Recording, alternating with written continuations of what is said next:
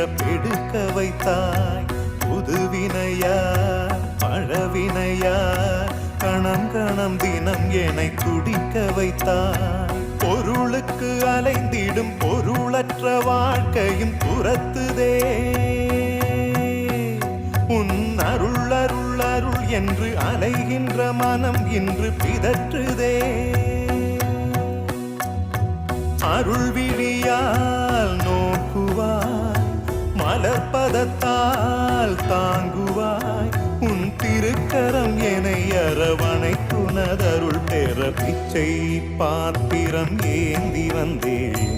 ஐயனே என் ஐயனே, பிண்டம் என்னும் எலும்பொடு சதை நரம்புதிரமும் அடங்கி